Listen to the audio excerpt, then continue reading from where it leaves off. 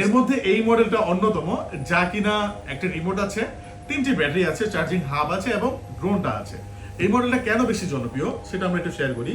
আমাদের দর্শক যারা আছেন, যারা ভিডিওটা দেখছেন, তাদের উদ্দেশ্য বলি। নর্মালি হচ্ছে স্ট্যান্ডার্ড যে এডিশনটা, ওটাতে একটা ব্যাটারি থাকে, আর যেটা কম্বো রিমোট ছাড়া ওইটাতে ট্রান্সিভারও থাকে না, রিমোটও থাকে না, যার কারণে ওইটা অত জনপ্রিয় না। আর স্ট্যান্ডার্ড এডিশন একটা ব্যাটারি আসলে সবার ওইভাবে হয় না একটা ব্যাটারি দিয়ে।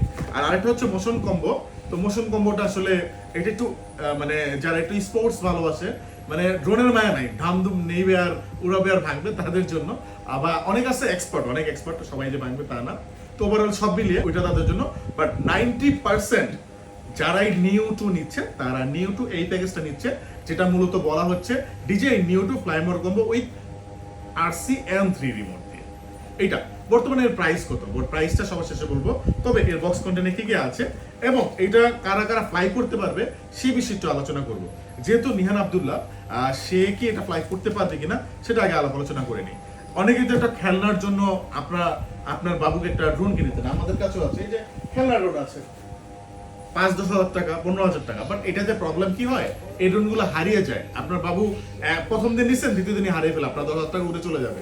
এই রিমোট কন্ট্রোলে পাবেন না, ব্যাটারি চার্জ থাকে না, দূরে পড়ে যায়। যদিও বলা থাকে জিপিএস ড্রোন, রেঞ্জ থাকবে বা ব্যাটারি ব্যাকআপ থাকবে, বাট এগুলো যেহেতু খেলনা ড্রোন, নন ব্রেড ড্রোন, এগুলো কিন্তু তেমন একটা সুবিধার না।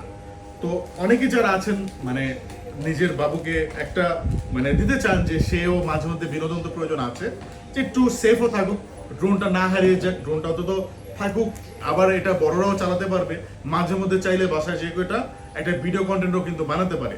আমি নিজেই নিউ টু যে ভিডিও ফুটেজ দেখেছি, আমার কাছে মনে হচ্ছে এটা দিয়ে ইউটিউবিং, কন্টেন্ট মেকিং, সোশ্যাল মিডিয়াতে যে কোনো ব্যক্তি, যে কোনো সেলিব্রিটি ব্যক্তি, সে যদি তার ব্যক্তিগত প্রয়োজনও একটা ডিভাইস রাখতে চায়, বা কেউ যদি ব্যক্তিগত প্রয়োজনে একটা ড্রোন ইউজ করতে চায় শখে, এটা রাখতে পারে। এটা ভ্যালু ফর মানি। এটার দাম কমবে না। কেন কমবে না? এইটা 1 বছর 2 বছর ইউজ করেও আপনি যখন বিক্রি করতে যাবেন, আপনি একটা ভালো রেট পাবেন। মানে 35, 36, 37, 38 হাজার টাকা বিক্রি করা যায়, কিনতেছেন কত 40-এর আশেপাশের একটা বাজেট দিয়ে। হয়তো অল্প কিছু লসে 1 বছর পরেও আপনি চাইলে এক্সচেঞ্জ করতে পারেন, কারণ এই ধরনের ভ্যালু ফর মানি ডিভাইসগুলোর দাম সহজে কমে না। এমন না যে আসলে হুট করে 3 মাস পরে 5 হাজার টাকা দাম মার্কেট থেকে কমে গেল না।